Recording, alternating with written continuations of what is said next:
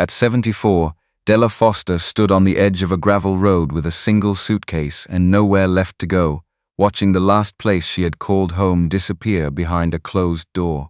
Her own family had turned her away without raising their voices, without even meeting her eyes.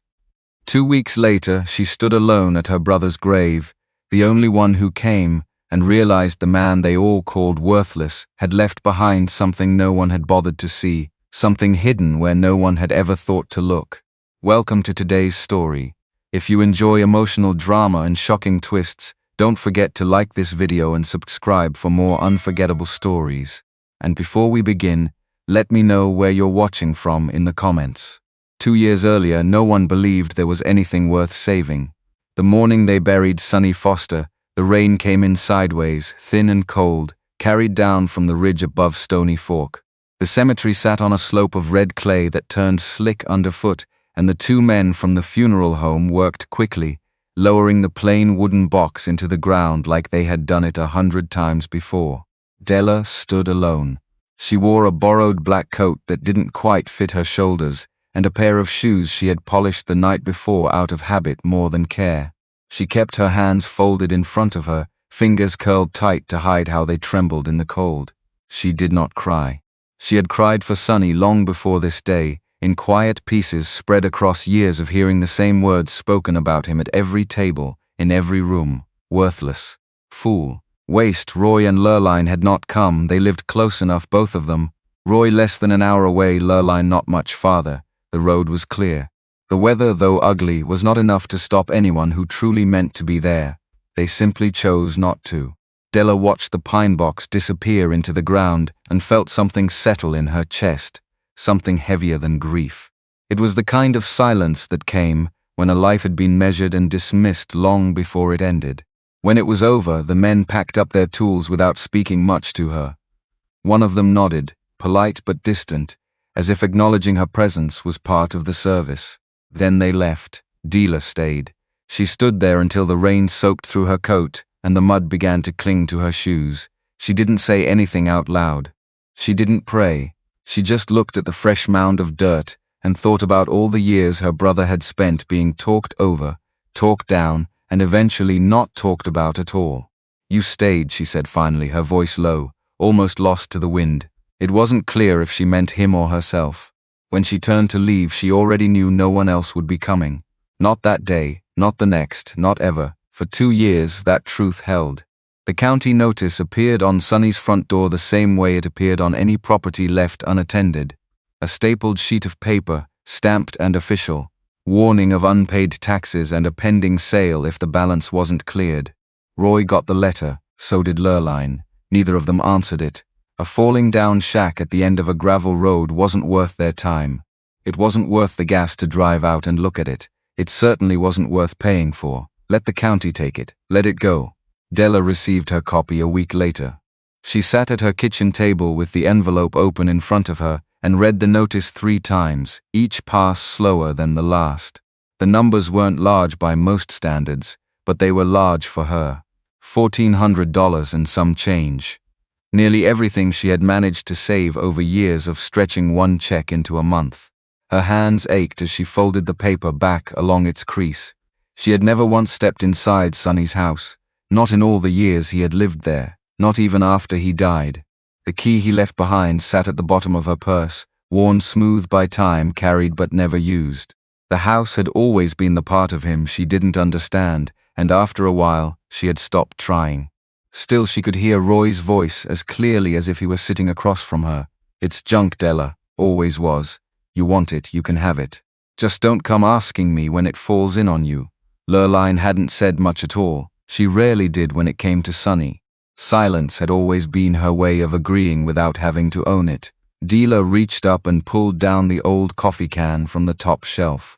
It rattled softly as she set it on the table and took off the lid. Inside were folded bills, some crisp, some worn thin, and a handful of coins she had never bothered to count. She looked at it for a long time. $1,400. Everything she had left. Outside, the wind pushed against the window, carrying the same cold that had followed her home from the cemetery 2 years earlier. The town had been shrinking for years. The factory had closed. People had left. Those who stayed learned how to live with less, then less again. Dela had learned that lesson better than most. She picked up the county notice one more time, smoothing it flat with her palm the way she used to smooth fabric under a needle, making something worn look cared for. Then she reached into her purse and took out the key. It sat in her hand, heavier than it should have been. Sonny had left something behind. She didn't know what. Not really. But there had been a look in his eyes the last time she saw him, something she hadn't understood then and hadn't let herself think about since. Something quiet. Something certain. Dela closed her fingers around the key and made her decision. The next morning she would drive to the county office, lay every dollar she had left on that counter, and claim a house no one else wanted. And for the first time in her life, she would open the door her brother had closed. She just didn't know yet what was waiting on the other side. The county office sat at the edge of town, a low brick building that looked like it had been there longer than anyone working inside it. Dela parked her old car in a space near the side, cut the engine, and sat there for a moment with both hands resting on the wheel. The envelope lay on the seat beside her. The key rested on top of it, $1,400. She picked up the coffee can from the passenger floor and held it in her lap. The metal was cold through her coat. For a second, she thought about putting it back. About driving home, folding the letter into a drawer, and letting the county take the house like everyone else had decided it should. That would be the easy thing. That would also be the last thing Sonny had left. Dela opened the car door and stepped out. Inside, the office smelled faintly of paper and old carpet. A young clerk sat behind the counter, tapping at a keyboard. She looked up when Dela approached, her expression polite but distracted. "I'm here about a property," Dela said, her voice steady even if her hands weren't. "Back taxes, Stony Fork." The clerk nodded, already pulling up the file. "Name? Sonny Foster." Something flickered across the clerk's face. Recognition, maybe. Or just the habit of people in small towns remembering names long after the people were gone. She turned the screen slightly, scanned the numbers, and then glanced at Dela again. "You're paying this?" "Yes." The clerk hesitated. "Not long. Just enough to let the doubt show. It's a lot of money to put on a place like that," she said carefully. Dela set the coffee can on the counter and took off the lid. The sound of coins shifting inside it seemed louder than it should have been. "I'm sure it is," she said. She began to count bills first. Small ones mostly. Tens and fives, some ones folded so many times they barely stayed flat. Then the coins. Quarters stacked in careful columns, nickels and dimes filling in the gaps. It took longer than it should have, but she didn't rush. She had spent her whole life making things stretch. She wasn't about to hurry now. The clerk watched in silence as the pile grew. By the time Dela finished, the counter was covered in money that looked like it had been saved one careful decision at a time. The clerk cleared her throat, counted it again, then stamped the receipt and slid it across the counter. "That should hold the property," she said, "at least for now." Dela took the paper and pressed it flat with her thumb, the same way she had pressed seams flat for 40 years, smoothing something uneven until it looked like it belonged. "Thank you," she said. Outside, the wind had picked up. It carried the smell of wet leaves and cold dirt, the kind that settled into your bones and stayed there. Dela stood beside her car for a long moment, the receipt folded in her coat pocket, the key still in her hand. She had done it. There was no turning back now. The road to Stony Fork started paved, but it didn't stay that way long. 3 miles out, the asphalt broke into gravel, and after that it narrowed into 2 worn tracks with grass growing between them. The hills closed in on either side, trees thick and dark, the light shifting to that green underwater shade that came from being too far from open sky. Dela drove slowly, both hands tight on the wheel. She had lived less than an hour from this place her whole life, and had never once come this far down the road. Not for Sonny, not for anything. That thought sat heavy in her chest. The creek ran along the left side, swollen from recent rain, its water brown and restless. The road dipped and rose, the car bouncing slightly over uneven ground. Then, without warning, the trees opened, and there it was. The house sat low against the land, leaning just enough to make it look tired. The boards had faded to a dull gray, the paint long gone. The porch sagged at one end and part of the roof had peeled back like a loose flap of metal. One window was broken, nothing but a dark gap staring out at the yard. The county notice still hung by the door, held on by a single nail. Dela slowed the car to a stop and turned off the engine. For a moment she just sat there. This was what she had spent everything on. The clerk's voice came back to her, soft and careful. It's a lot of money to put on a place like that. She could feel the doubt rising now, colder than the air outside. Maybe Roy had been right. Maybe they had all been right. Maybe Sonny had lived here because he didn't know any better, and she had just thrown away the last of what she had on something that was never going to give anything back. The thought pressed in on her, heavy and insistent. Then she looked at the door, and the key in her hand. She opened the car door and stepped out. The cold hit her immediately, sharp and clean. It went straight through her coat and settled into her joints, into the ache she had carried for years. The ground was soft under her shoes as she walked up to the porch. Each step felt louder than it should have, the boards creaking in protest under her weight. She stopped at the door. Up close, the house looked worse. The wood was warped in places, the frame slightly off, like it had been settling for years without anyone bothering to fix it. Dela reached out and touched the county notice. The paper was damp, edges curling. She pulled it down and folded it once, slipping it into her pocket. Then she lifted the key. For a second, her hand didn't move. She thought about the last time she had seen Sonny alive. The way he had stood there, quiet as always, saying little, listening more. There had been something in his eyes that day, something she hadn't understood and hadn't asked about. She wondered now if she should have. Dela slid the key into the lock. It resisted at first, stiff from disuse, then turned with a slow, reluctant click. The sound seemed too loud in the quiet. She pushed the door open. The smell came out first. Mildew, dust, something damp and old. The air inside was colder than outside, as if the house had been holding on to winter long after it should have let it go. Dela stepped across the threshold. The front room was exactly what everyone had said it would be. A collapsed chair in the corner, water stains running down the walls. Leaves gathered near the broken window, carried in by wind and left where they fell. Nothing but ruin. Nothing but proof that she had made a mistake. She stood there for a long moment, letting it settle in. Then she turned toward the door. Maybe that was all there was. Maybe that was all it had ever been. Her hand was already reaching for the frame when something caught her eye. At the back of the room, along the inside wall, there was another door. It didn't belong. Everything else in the house leaned or sagged or sat just slightly wrong. But that door, its edges were straight. The frame fit clean. The wood looked cared for. Dela frowned. She stepped closer, her shoes soft against the warped floor. The closer she got, the more certain she became. This part of the house didn't match the rest. She stopped in front of it, her hand hovering just inches from the latch. The air felt different here. Not damp, not decayed, something else, drier, still, like the house was holding its breath. Dela placed her hand on the latch and slowly pushed it open. The latch moved easier than she expected. The door opened without a sound, just a soft shift of wood against wood, like it had been waiting.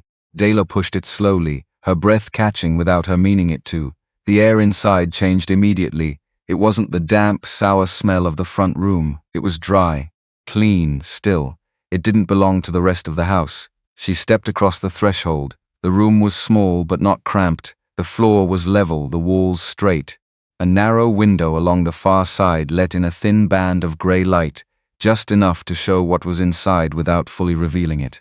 Dela stood just inside the doorway, her eyes adjusting. At first it didn't make sense. Then it did. It wasn't empty. It was a workroom.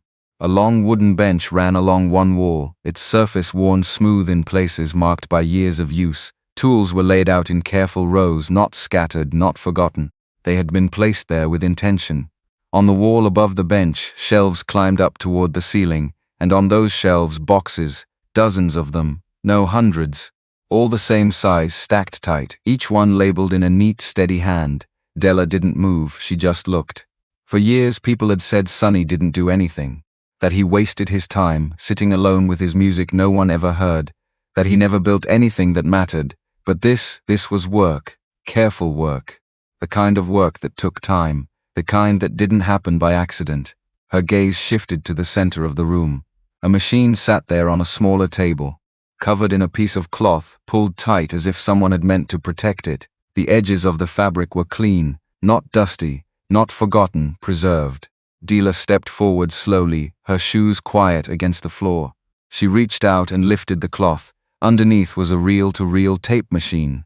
The metal casing had dulled with age, but it was intact. The knobs, the dials, the spools, they were all there, exactly where they should be. It looked like something from another time, something built to last longer than the person who owned it. Her hand hovered over it, but didn't touch. She turned back to the shelves. Each box had a label. She moved closer, leaning in just enough to read one. The handwriting was unmistakable. Sonny's, block letters, careful, slightly uneven, like he had taught himself and never quite smoothed it out. She read the first label, Reeves, Porch Songs, Late Summer. Her brow furrowed. She reached for another. Calhoun, Fiddle Set, Storm Night. Another, Benson, Church Hymn, last verse full. Dela's fingers tightened slightly around the edge of the shelf. These weren't random, these were records. She picked up one of the boxes. It was heavier than she expected. Inside she could feel the shape of a reel, something solid and wound tight. A recording. Of what? Of who? Her mind began to turn, slow at first, then faster. Sonny had always gone out, driving those back roads, disappearing for hours, sometimes days. He never explained where he went, and no one had ever asked in a way that expected a real answer. It had been easier to call it nonsense, easier to laugh it off. But standing here now, Dela looked around the room again. This wasn't nonsense. This was a system, a record of something. She set the box back carefully, exactly where she had taken it from. Her eyes moved again, searching. On the far end of the bench, near the wall, there was a chair, old wooden. The seat worn down in a shallow curve, the arms polished smooth by years of use. It wasn't decorative, it was lived in. She could almost see him there. Sonny sitting in that chair, leaning forward, hands steady over the machine, listening, adjusting, recording something no one else thought mattered. A sound, a voice, a moment. Dela swallowed. For a long time she had believed what everyone else believed, that her brother had lived a small life, that whatever he did out here, alone, hadn't amounted to much. Now she wasn't so sure. She turned slowly, taking in every corner of the room. There was no dust on the shelves, no sign of neglect. This place had been maintained, cared for, protected. Even as the rest of the house had fallen apart, that meant something. It meant he had chosen this, chosen to keep this part hidden. Dela's gaze drifted back toward the wall behind the shelves. Something about it felt off. She stepped closer. At first it looked like any other wall. Wooden boards fitted tight together, painted the same faded color as the rest of the room. But the longer she looked, the more she noticed it. A line, not straight across, not obvious. Just a slight shift, where the boards didn't quite meet the same way as the others. She reached out and ran her fingers along it. The surface was smooth, too smooth. Her hand paused. 40 years at a sewing machine had taught her something no one ever said out loud. You learned to feel what didn't belong. A seam that didn't sit right. A stitch that hid something underneath. This felt like that, a seam. She pressed her palm against the wall. It gave, not much, but enough. Dela stepped back, her heart starting to beat faster. There was something behind it, not just the room. Something else, something hidden even deeper. Her eyes moved across the bench until she found what she needed. A thin metal tool, worn but solid, resting near the edge. She picked it up, her hands weren't steady anymore. Not from age, from something else, something building. She slid the edge of the tool into the faint line between the boards. For a moment nothing happened. Then she pushed. The wood shifted with a quiet crack, the sound sharp in the stillness. Dela froze. She waited, listening. The house didn't move. The wind outside carried on. Nothing else. She pushed again, harder this time. The seam widened just enough for her fingers to fit. She set the tool aside and gripped the edge of the panel, pulling slowly. The board came away from the wall, not nailed, not fixed, fitted, hidden. Her breath caught as she leaned forward and looked inside. Behind the wall was a narrow space, carefully built into the structure of the house. Dry, sealed, protected from everything outside. Shelves ran along the inside, and on those shelves more reels. Not like the others, these were wrapped. Each one sealed in cloth, tied tight, labeled differently. Not with places, not with songs, with names. Dela reached in, her hand trembling just slightly now, and lifted one. The cloth was stiff with age, the string rough against her fingers. She turned it slowly until the label faced her.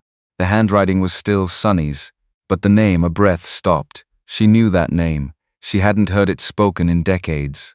And for the first time since she stepped into the house, Dela realized this wasn't just about what Sonny had saved. It was about who, and why he had hidden it where no one would ever think to look. Dela's fingers tightened around the wrapped reel. The name stared back at her, faint but unmistakable, written in Sonny's careful hand. It wasn't just familiar, it was personal. A name from her own life, from years she had thought were gone for good, buried under time and silence. She lowered herself slowly to the floor, the reel still in her hands. The room felt smaller now, not because it was, but because something inside it had shifted. What she had found wasn't just a collection, it wasn't just work, it was a record of people. People he had known, people she had known, people no one had bothered to remember. Dela unwrapped the cloth carefully, the way you handled something fragile, without knowing exactly how fragile it was. The fabric peeled back stiff and slow, revealing the reel beneath, smaller than the others on the shelves outside, older, protected. She turned it over once, twice, as if the weight might tell her something the label didn't. It didn't, only the name did. She placed it gently on the floor beside her and reached back into the hidden cabinet. Her hand hovered over the next reel, then another, her breath shallow now. Each one was wrapped the same way, each one labeled, each one a person. Some names she didn't know, others she recognized in a distant way, like hearing a voice across a room you hadn't entered in years. And then a few landed harder. Dela closed her eyes for a moment. Sonny hadn't just been recording music, he had been collecting lives. She reached deeper into the cabinet, her hand brushing against something flat at the bottom, not a reel, not wrapped the same way.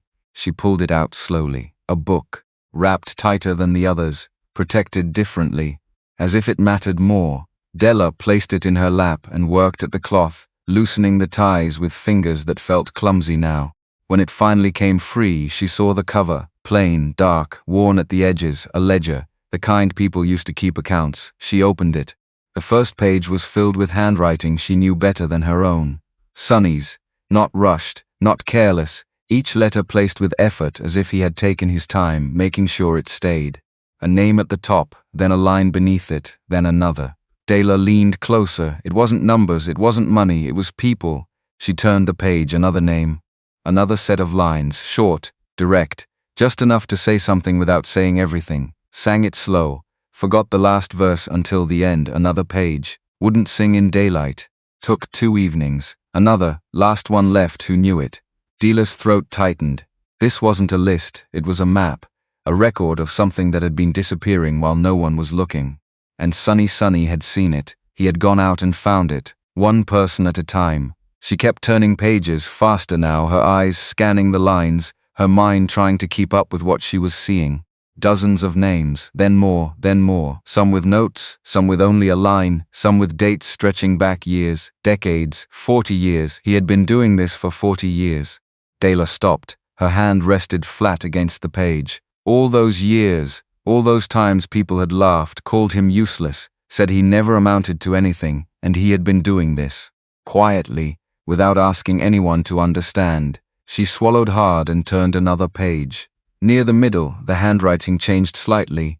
Not the letters themselves, but the pressure, the spacing, the way the lines drifted just a little more than before. Age. He had kept going anyway. Dela's chest ached. At the back of the ledger, something else caught her eye. A page that didn't look like the others. No name at the top, just a single line written slower, deeper into the paper. A song doesn't end, it waits. She stared at it. The words didn't explain anything, but they felt like they did. She closed the book slowly and held it there in her lap, her hands resting on the cover. The room was quiet again. Too quiet. Dela looked back at the reel she had unwrapped, then at the machine on the table. For a moment she hesitated, then she stood, her joints protested, but she ignored it. She carried the reel carefully, like something alive, and set it down beside the machine. She studied the controls, the spindles, the way the tape thread. She had seen machines like this before, years ago, but never used one. Still, she understood enough. Slowly she worked the reel into place. Her hands weren't steady, but they were careful. That was enough. The tape slid through the guides, across the head onto the empty spool. She adjusted it once, twice, until it felt right. Then she stepped back. Her hand hovered over the switch. If she pressed it, whatever Sunny had saved would come back. After all this time, Dela hesitated, not out of fear, out of something deeper. Respect. This had been his work, his world, and she had just walked into it. She took a breath and pressed the switch. The machine came alive with a soft hum. The reels began to turn, slow at first, then steady. A hiss filled the room, old tape, then a voice. It rose out of the static, thin at first, then clearer. A woman's voice, soft, unpolished, real, singing. Dela froze. The sound filled the room, not loud but full, like it had been waiting to be heard again. She didn't recognize the voice at first. Then something shifted, not the sound. Her memory, a fragment, a feeling, something just out of reach. She stepped closer to the machine, her eyes fixed on the spinning reels.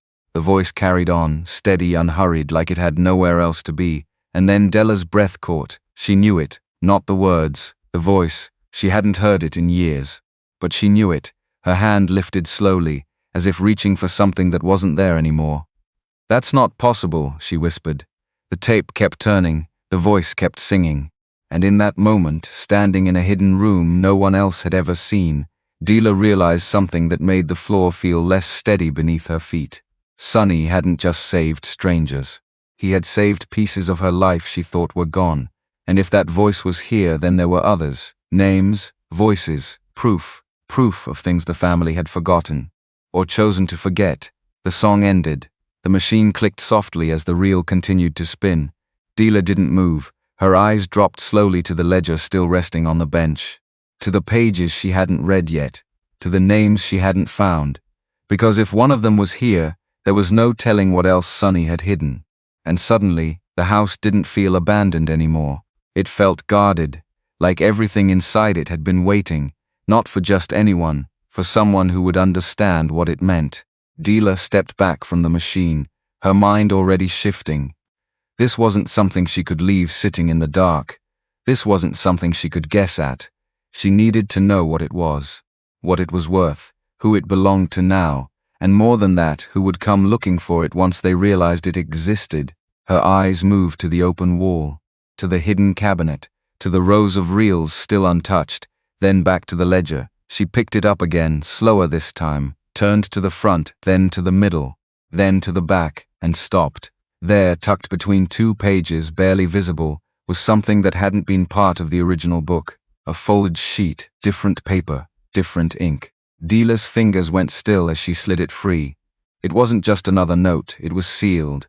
And on the outside, in the same careful handwriting she had seen all her life, was a single word. Her name, Dela. She didn't open it, not yet. Because for the first time since she stepped into the house, she understood something clearly. This hadn't been left by accident. It had been left for her, and whatever was written inside, it was going to change everything. Dela held the folded paper in both hands, her fingers resting lightly along the edges as if too much pressure might change what was inside. For a long moment, she didn't move. The room was quiet except for the faint ticking of the machine cooling down, the tape still threaded, waiting. The hidden cabinet stood open behind her, its contents exposed now in a way Sunny had never meant for anyone else to see. This wasn't just something she had found. It was something she had been meant to find. She sat down slowly on the worn chair at the bench, the ledger beside her, the reel still on the machine, and the letter in her lap, her name, written in his hand. That alone felt like more than she knew what to do with. Dela had lived 74 years without anyone leaving her anything that wasn't practical. A bill, a list, a note about something that needed fixing, nothing like this. She turned the paper over once, then back again, still sealed. "You left this for me," she said quietly, not expecting an answer. But something in the room made it feel like she might get one anyway. Finally, she slid her finger under the fold and opened it. The paper cracked softly, stiff from age. She unfolded it slowly, careful not to tear it, and brought it closer to the light. The handwriting was the same as the ledger. Slow, deliberate, no wasted space. She read the first line, then she stopped. Her breath caught in her chest, and she had to read it again before it made sense. "You were the only one who never shut the door on me." Dela lowered the paper just slightly, her vision blurring at the edges. Not from tears, not yet. From something else, something deeper, harder to name. She kept reading. The words were simple. That was how Sonny had always been. He didn't explain more than he had to. He didn't dress things up. He said what needed saying and left the rest alone.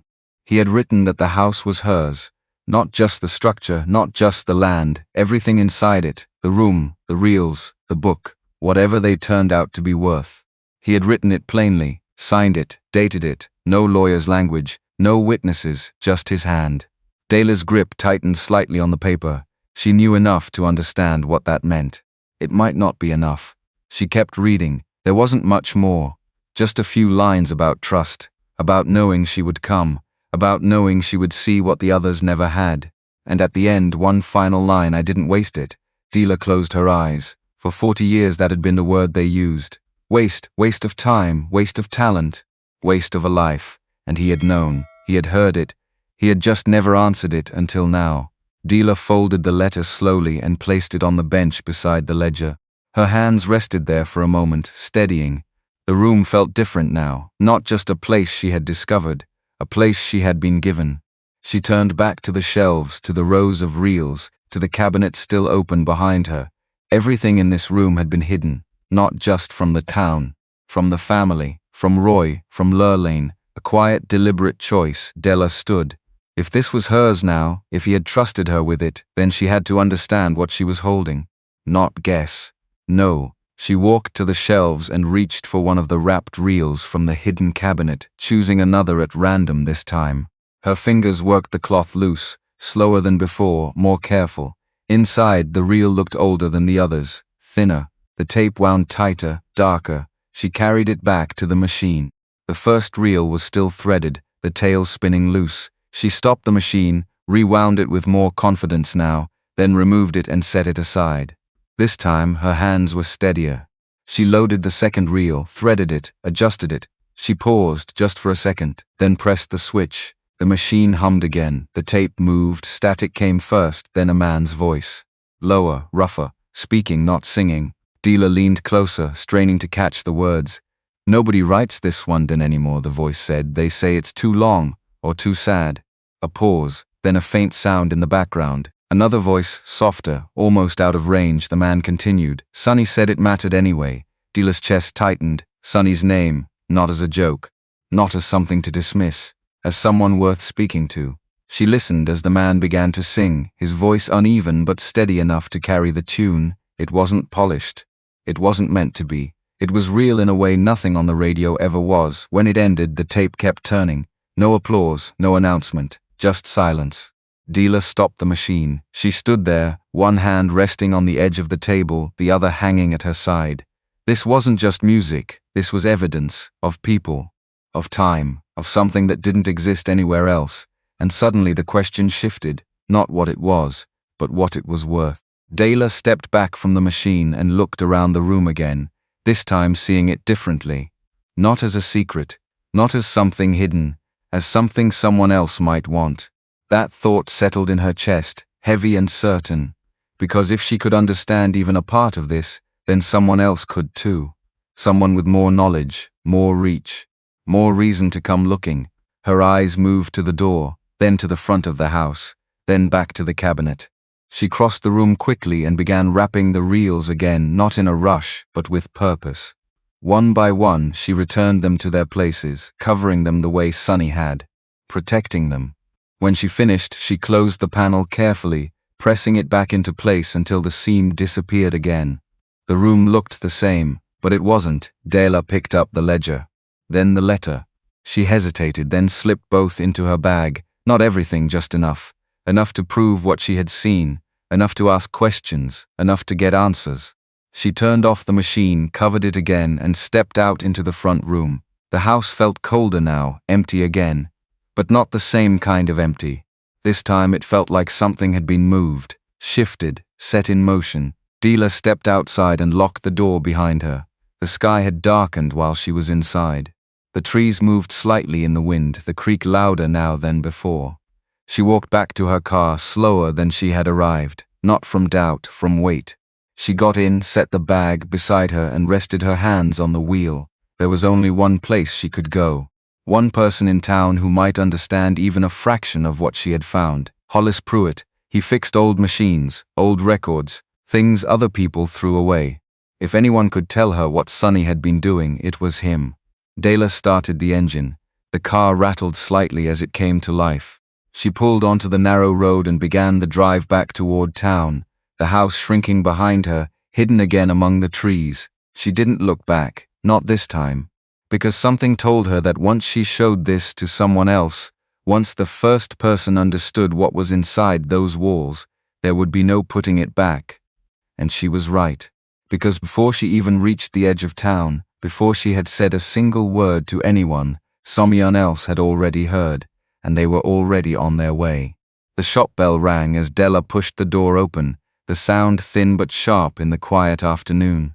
Hollis Pruitt stood behind the counter, bent over a machine with his glasses low on his nose, a screwdriver turning slow in his hand. He didn't look up right away. "Be with you in a minute," he said, voice calm, practiced. Dela stepped inside and closed the door behind her. The air smelled like dust and metal, and something warm like old wires heating up. Shelves lined the walls, filled with parts and boxes and machines that looked like they had stories of their own. She set her bag carefully on the counter. "I need you to look at something," she said. Hollis paused. Not the words, the way she said them. He straightened slowly and looked up, eyes narrowing just a touch as he took her in. He had known Dela most of his life. Not well, but enough to know she didn't ask for help unless she had already decided she needed it. "What you got?" he asked. Dela reached into the bag and pulled out the wrapped reel first, then the ledger. She placed them side by side on the counter, her hand resting on the book for a second longer than necessary before she let go. "It was my brother's," she said. From his place out on Stony Fork, Hollis's expression shifted, just a little. He wiped his hands on a cloth and came around the counter, slower now, more attentive. He picked up the reel first, turning it in his hands, feeling the weight. Then he looked at the label. He didn't speak. He set it down carefully and opened the ledger. The first page alone was enough to change something in his face. His eyes moved quickly at first, scanning, then slower, then back again, like he needed to be sure he was seeing what he thought he was seeing. "How many of these are there?" he asked, not looking up. Dela hesitated. "Hundreds," she said. Hollis let out a quiet breath. He closed the ledger halfway, then opened it again, flipping further in. The pages whispered under his fingers. Names, notes, dates. He stopped at one, then another. "Sonny did this?" he asked. "Yes." Hollis nodded once, slow. "I remember him coming in here years back," he said. "Bought tape, cheap stuff, whatever he could afford. Asked questions most folks don't ask unless they already know the answer." He shook his head slightly. "I thought he was just fooling around." Dela didn't say anything. She didn't need to. Hollis picked up the reel again, this time with more care. "You got a machine up there?" he asked. "Yes, working? It plays." He nodded again, then turned and walked to a machine behind the counter, clearing a space with a quick sweep of his hand. He gestured for her to bring the reel. Dela stepped forward and set it down. Hollis threaded it without hesitation, his hands steady, practiced. He adjusted the tension, checked the alignment, then flicked the switch. The machine came alive. The tape rolled. Static filled the room for a second. Then the voice came through. Hollis froze. Not a full stop, just enough that the movement in his hands stopped completely. He leaned closer, listening. The voice continued, raw and unpolished, carrying something older than the room it was playing in. Hollis reached out and adjusted a dial slightly, fine-tuning the sound. Then he stopped the tape, rewound it a few seconds, played it again. He did that 3 times. Then he turned it off. For a long moment, he didn't say anything. He just stood there, one hand resting on the machine, the other hanging at his side. "Where exactly did you say this came from?" he asked finally. "My brother's house," Dela said. "Hidden in the wall." Hollis looked at her then, really looked. "You show this to anyone else?" he asked. "No." "Good." The word came quick, too quick. Dela felt something shift in her chest. "Why?" she asked. Hollis didn't answer right away. He reached for the ledger again, flipping through it faster now, stopping at certain entries, reading more carefully. "These names," he said quietly. "You know what this is?" "No." He closed the book and set both hands flat on the counter, leaning into it slightly. "These are field recordings," he said, "original ones. Not copies, not studio stuff. This is people, real people, songs that don't exist anywhere else unless someone caught them like this." Dela's grip tightened slightly on the edge of the counter. And that matters, she asked. Hollis let out a breath, something close to a short laugh but without humor. Matters, he said. Most of this kind of music, it dies with the person who knows it. Always has. Folks talk about it, write about it, but the actual sound? The voice? He tapped the reel lightly. That's the thing nobody ever gets back. He looked at her again. Unless someone like your brother went and got it before it was gone. Dela felt the weight of that settle. Not just what Sonny had done, what he had stopped from disappearing. How much? She asked. Hollis didn't answer right away. He reached up and removed his glasses, wiped them slowly, then put them back on. That's not a number I can just throw at you, he said. Not without someone who deals in this kind of thing. Archives, universities, collectors. He paused, but I can tell you this. He leaned forward slightly. If what you've got up there is what I think it is, it's worth a hell of a lot more than $1,400. Dela's breath caught. Not in excitement, in disbelief. Hollis straightened and looked toward the front window, the street beyond quiet, unchanged. You need someone who knows how to handle this right, he said. Not just sell it. Preserve it, value it the way it ought to be valued. He reached for a piece of paper and wrote down a name. Dr. Naomi Hale, he said, teaches out east. Studies this exact kind of thing. If anyone can tell you what you're sitting on, it's her. He slid the paper across the counter. Dela picked it up. The name meant nothing to her. But the way he said it did. And Hollis, she said, her voice quieter now. If it's worth that much, why hasn't anyone ever come looking? Hollis didn't answer right away.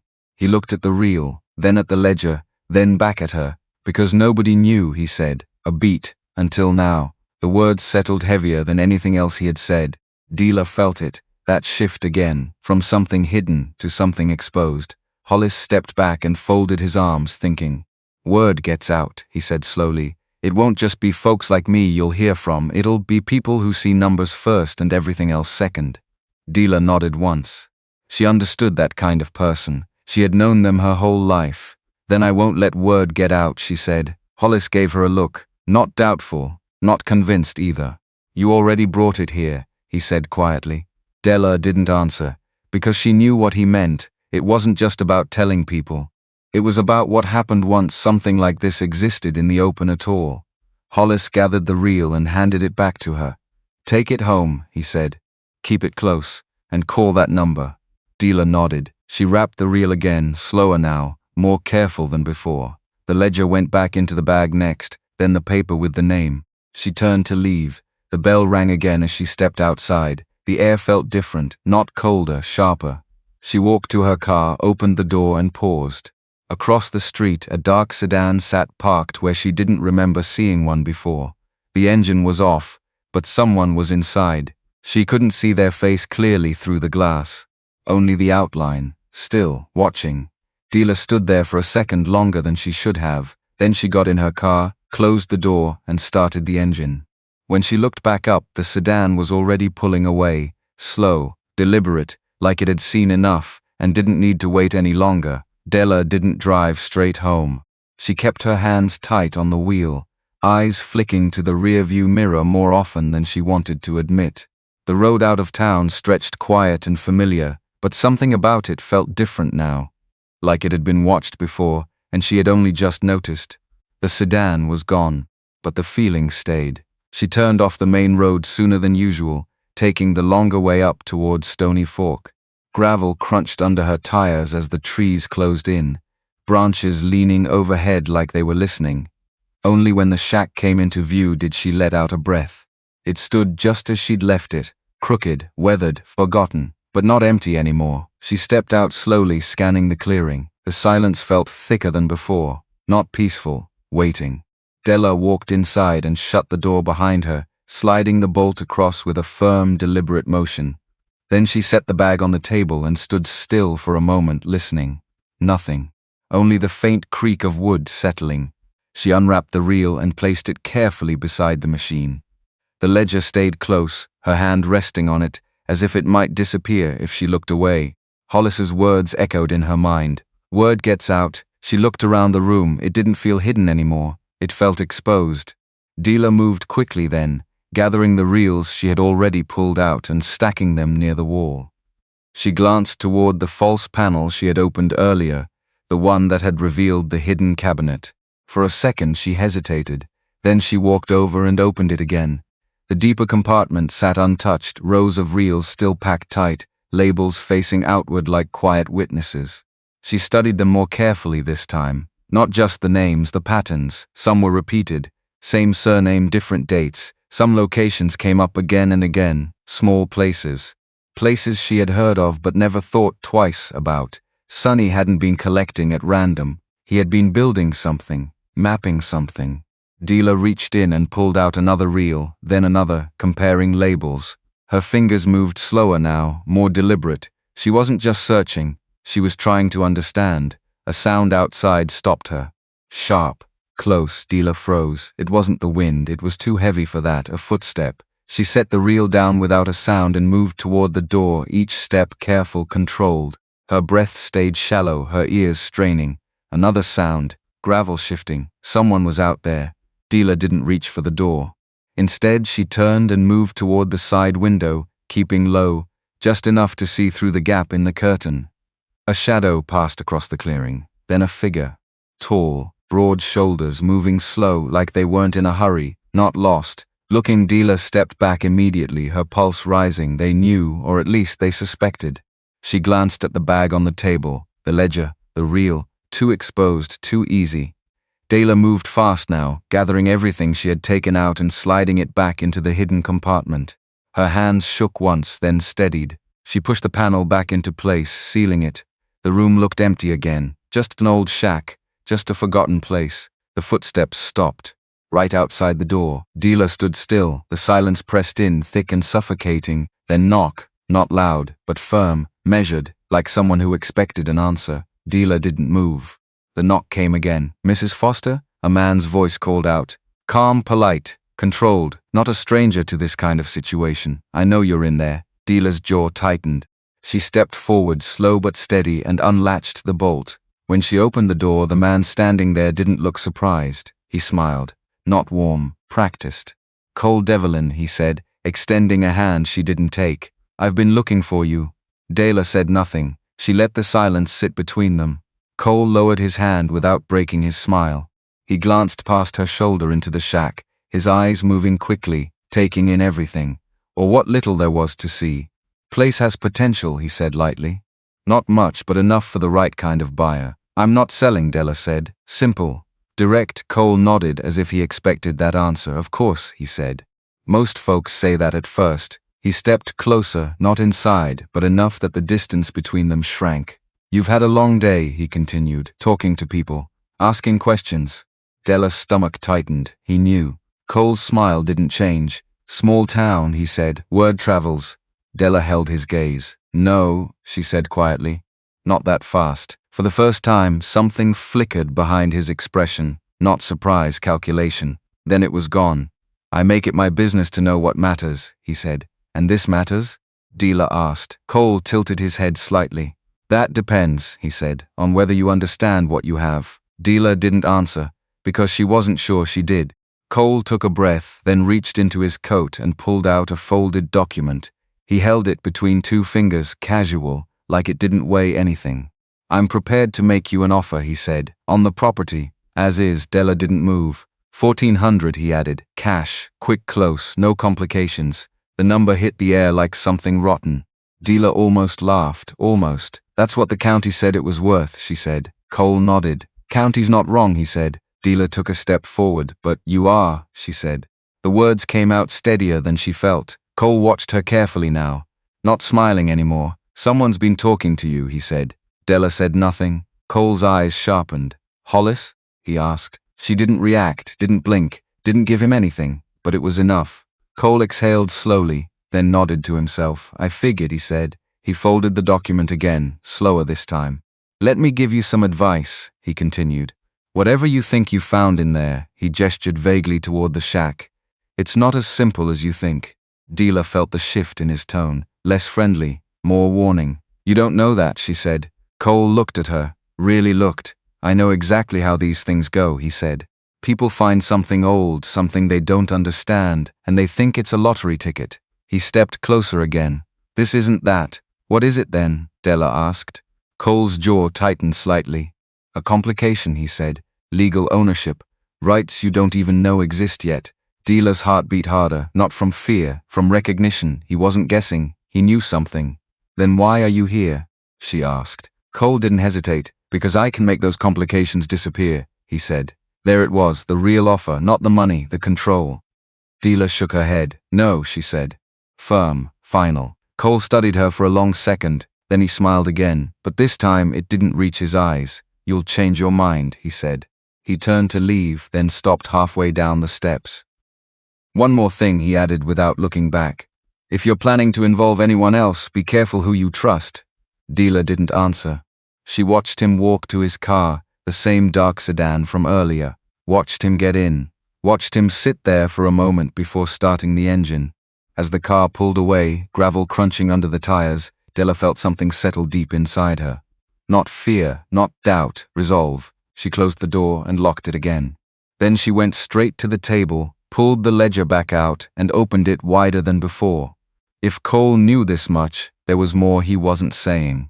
Her eyes moved faster now, scanning entries she had only glanced at before, looking for anything that didn't belong, anything that connected, and then she saw it, near the back. A page she hadn't noticed before, different handwriting, not Sunny's, one line written in darker ink, short, deliberate, rights transferred, see attached agreement. Dela's breath caught. She flipped the page. But there was nothing there, no agreement, no document. Just a faint outline, like something had been torn out, and whatever had been there, someone had made sure it was gone. Dela didn't sleep. She sat at the table long after the last light outside had faded, the single bulb overhead casting a dim circle across the ledger. The torn page still bothered her, more than anything else she had found so far. It wasn't just that something was missing. It was that someone had removed it deliberately, and recently enough that the paper hadn't fully settled back into place. She ran her fingers over the edge again. Clean tear. Not age, not decay. Intent. Dela closed the ledger slowly, her thoughts shifting. If there had been an agreement, if rights had been transferred, then this wasn't just about hidden recordings anymore. It was about ownership, control, and Cole had known that, not guessed. Known. By the time the first light crept through the trees, Dela had made a decision. She wasn't going to sit in that shack and wait for someone else to define what Sunny had left behind.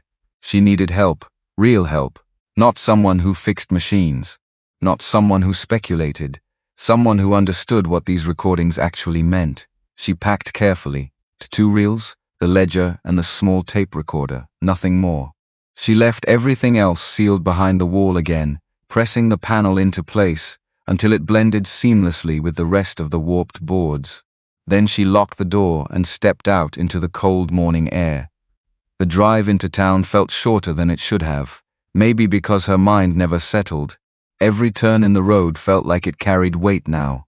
Every passing car made her glance twice. By the time she reached the small college campus on the edge of town, the place was just waking up.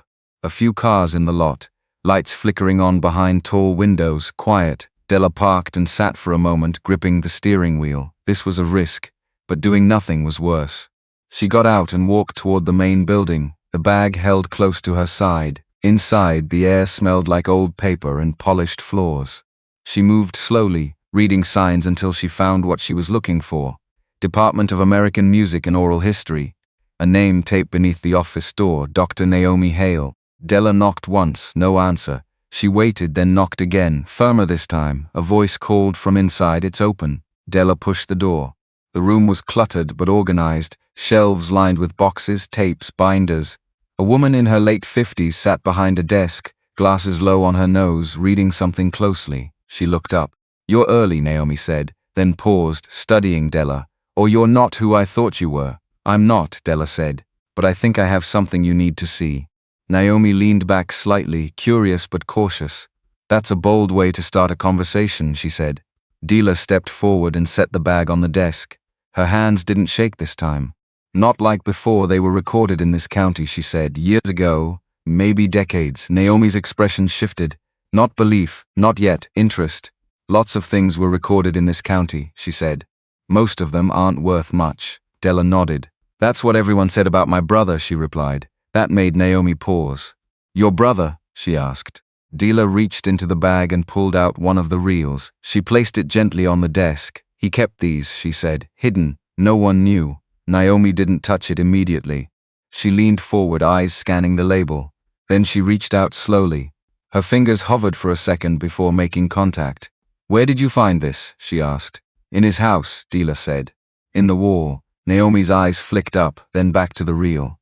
Do you have a way to play it? She asked. Dela nodded and pulled out the small recorder. Minutes later, the machine hummed to life, the room filled with static, then a voice, weathered, singing, not polished, not staged, real. Naomi froze, completely still. The song carried through the room, rough and unfiltered, something that didn't belong to any studio or archive. When it ended, the silence that followed felt heavier than before. Naomi reached out and stopped the tape. She didn't speak right away. Instead, she leaned back slowly, eyes fixed on the recorder like it had just shifted the ground under her. Where is the rest? She asked. Dela didn't answer immediately. Safe, she said finally. Naomi nodded once. Then she stood up and walked across the room, pulling open a cabinet. She returned with a folder, flipping it open as she spoke. You know what this is? She asked. Dela shook her head. Naomi tapped a page filled with notes and names. This region, she said, has recordings that were lost. Entire collections, field recordings from independent collectors who never turned their work over to institutions. She looked back at Dela. People have been looking for them for years. Dela felt the weight of that settle in. My brother wasn't a collector, she said. Naomi didn't respond right away. She studied the reel again, then the handwriting on the label. You're sure about that? She asked quietly. Dela frowned. What do you mean? Naomi turned the reel slightly, angling it toward the light. This isn't random, she said. Look at the labeling, dates, locations, cross-references. She looked back at Dela. This is a system. Dela felt something shift again. Sonny hadn't just been saving things. He had been building something bigger than she understood. Naomi closed the folder and set it aside. Who else knows you have these? She asked. Dela hesitated. Someone came to the house, she said. A man. Cold Evelyn. Naomi's expression hardened immediately. That was fast, she said. You know him? Dela asked. Naomi let out a slow breath. I know of him, she said. He buys properties tied to cultural assets, archives, collections, anything that can be resold to institutions for a much higher price. Dela's stomach turned. He offered $1,400, she said. Naomi almost laughed. Not because it was funny, because it wasn't. He thinks you don't understand what you have, she said. Dela leaned forward. Then tell me, she said. What do I have? Naomi didn't answer right away. She walked back to the desk, placing both hands on it, steadying herself. Then she looked directly at Dela. If the rest of those reels are like this one, she said slowly, you're not sitting on a few recordings. She paused. You're sitting on a missing archive. The words landed hard. Dela didn't move, didn't speak, because she knew what that meant now. Not just money, something bigger, something people would fight for. Naomi reached for a pen, scribbling something quickly on a piece of paper. You need legal protection, she said, immediately. And you need documentation before anyone else gets near that house. Dela nodded slowly. I know a lawyer, Naomi added, Ada Cobb. She handles estate disputes, intellectual property. She's careful. Dela took the paper. Her fingers tightened around it. For the first time, she felt like she wasn't walking blind, but it didn't feel safer. It felt like stepping into something deeper. Naomi hesitated, then spoke again. There's one more thing, she said. Dela looked up. Naomi tapped the ledger. You said there was an agreement mentioned, she said. Rights transferred. Dela's chest tightened. Yes. Naomi's voice dropped slightly. If someone else has a claim to those recordings, she said, this could get complicated fast. Dela swallowed. That page is missing, she said. Naomi held her gaze. Then someone didn't want you to know who they belong to, she said. The room felt colder. Dela looked down at the ledger, her mind racing. Not just Cole, not just her family. Someone else, already connected to this, already part of it. Her hand moved slowly, opening the ledger again. This time she flipped past the torn page, further, to the very back. And there, pressed between two pages, was something she hadn't seen before. A thin photograph, old, faded. She pulled it out carefully. Two adults stood in front of a small recording setup. One of them was Sonny. The other. Dela stared at the face. Recognition hit before she could stop it. She looked up at Naomi. Do you know him? She asked. Naomi leaned forward, studying the photo. Her expression changed instantly. Not confusion, not curiosity, recognition, and something close to alarm. Yes, Naomi said quietly, I do. Dela's grip tightened on the photo. Who is he? Naomi hesitated, just long enough to make the answer feel dangerous. Then she spoke. That, she said, is the man who's been claiming ownership of a lost collection for the past 10 years. Dela felt the ground shift again. Because if that was true, then Sonny hadn't just been hiding something valuable. He had been hiding something someone else already believed was theirs. Dela didn't speak right away. She stared at the photograph in her hand, her thumb brushing over the faded edge where time had softened the paper. Sonny stood there, younger but unmistakable, his posture the same, slightly turned, like he never wanted to be the center of anything.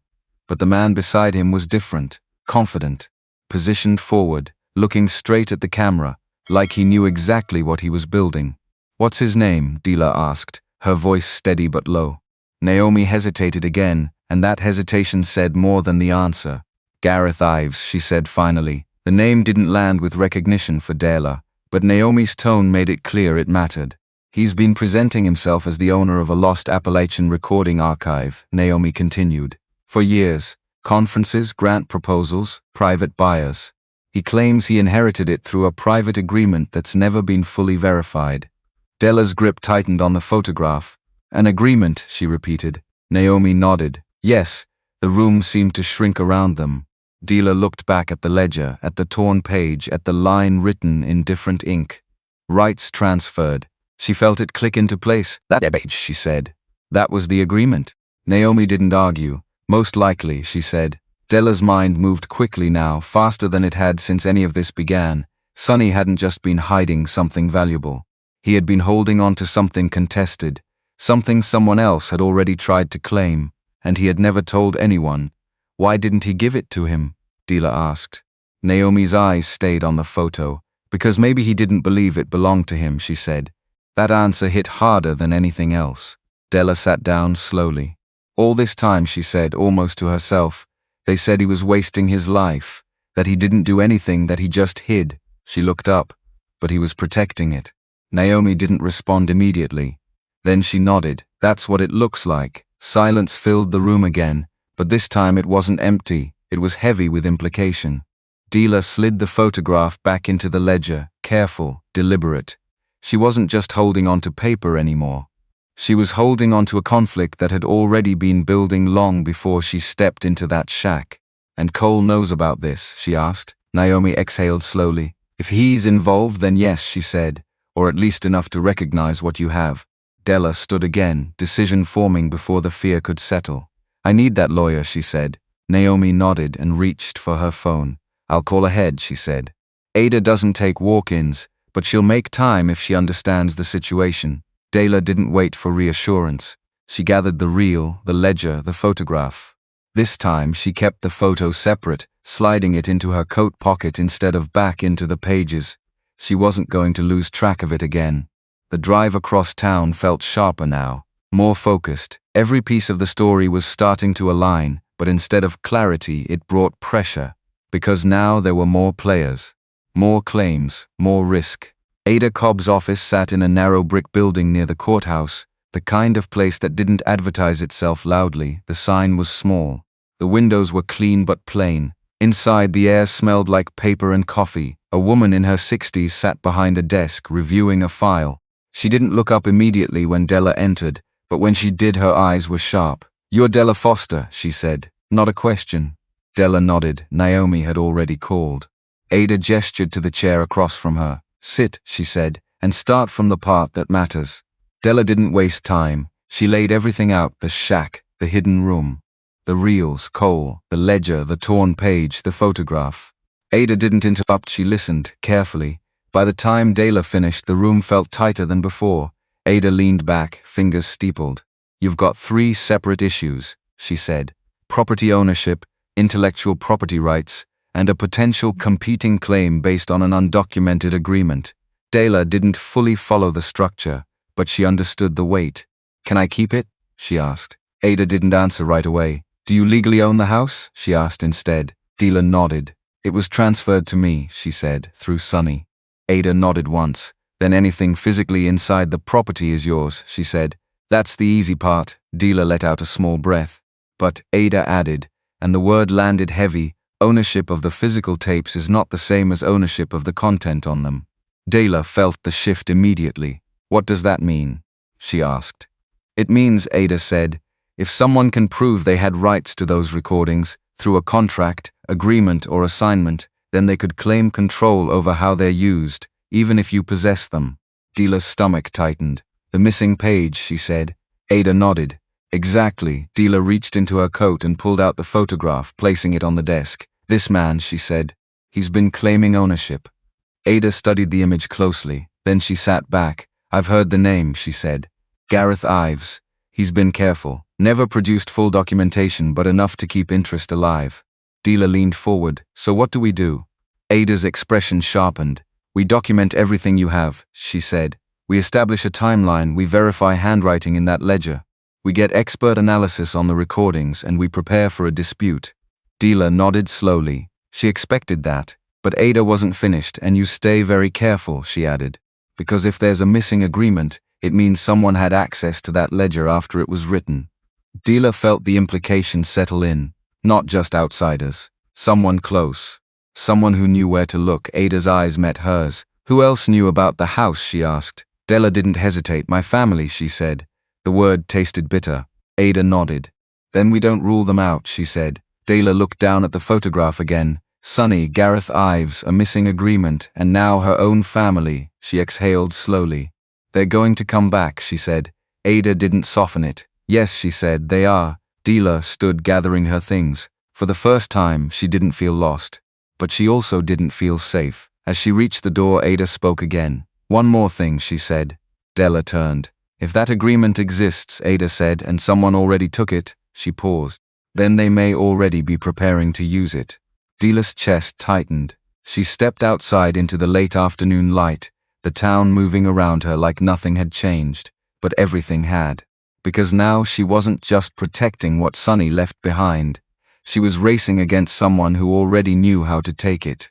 And as she reached her car, she saw something that made her stop cold. A familiar truck parked across the street. Roy was leaning against it, watching her, and he wasn't alone. Roy didn't bother pretending. He pushed off the truck as Dela approached, his expression already set, already certain of how this was supposed to go. Lurline stood a few steps behind him, arms folded, her eyes moving between Dela and the building, like she didn't want to be seen but didn't want to miss anything either. You've been busy, Roy said. Dela stopped a few feet away. She didn't look at Lurline. She didn't look at the truck. She looked straight at him. I've been working, she said. Roy let out a short breath that wasn't quite a laugh. Funny, he said. Didn't think you had that in you. Dela didn't answer. She stepped past him toward her car. Roy's hand came down on the door before she could open it. We need to talk, he said. Dela looked at his hand, then at his face. No, she said. You need to listen. That caught him off guard. Just enough. She reached into her bag and pulled out a folded document. Ada had prepared it quickly, but it was real, stamped and signed. You and Lurline filed a claim, she said, challenging the transfer of the property. Roy's jaw tightened. That place was never meant to go to you, he said. It already did, Dela replied. And the court agrees. She tapped the paper lightly. Your claim was dismissed this morning. Silence dropped between them. Lurline shifted behind him. That doesn't mean anything, Roy said, but his voice had lost something. It means you don't have a say anymore, Dela said. She moved his hand off the car door. He didn't stop her this time. You didn't want that place, she added. Not when it was falling apart, not when he was alive. Roy's face hardened. Don't bring him into this, he said. I have to, Dela replied, because you are only here because of what he left behind. That landed. For a second, Roy looked like he might argue. Then something else slipped through. Something closer to shame. But it didn't stay. You don't even know what you're dealing with, he said. Dela held his gaze. I know enough, she said. And I know you tried to take it. Roy didn't deny it, he just stepped back. Good luck keeping it, he said. You're in over your head. Dela opened the car door. I was, she said. Not anymore. She got in, shut the door, and didn't look back as she drove away. By the time the hearing came, the room was already full. Not crowded, but focused, Ada sat beside Dela, calm and precise, a stack of documents arranged in front of her. Naomi was there too, seated a few rows back, her presence quiet but steady. Across the room, Cole Devlin sat with his own attorney, posture relaxed like he'd done this before, and next to him, Gareth Ives, older than in the photograph, but unmistakable. Dela felt it in her chest the moment she saw him. This was the man Sonny had stood beside, the man who had tried to claim what Sonny kept. The hearing moved quickly at first. Ownership of the property had already been resolved. That part was done. What remained was the question of the recordings: control, rights, claim.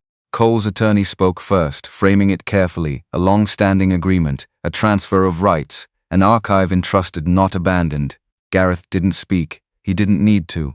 He let the story sit in the air, expecting it to carry weight. Then Ada stood. She didn't rush. She laid out the timeline piece by piece: the ledger, the handwriting, the pattern of recordings, the absence of a verified agreement. Then she introduced Naomi. Naomi spoke clearly, without embellishment.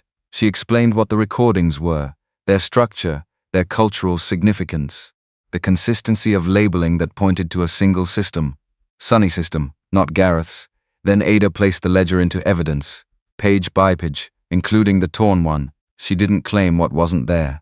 She pointed to what was: the note, the change in handwriting, the lack of supporting documentation. And then Hollis.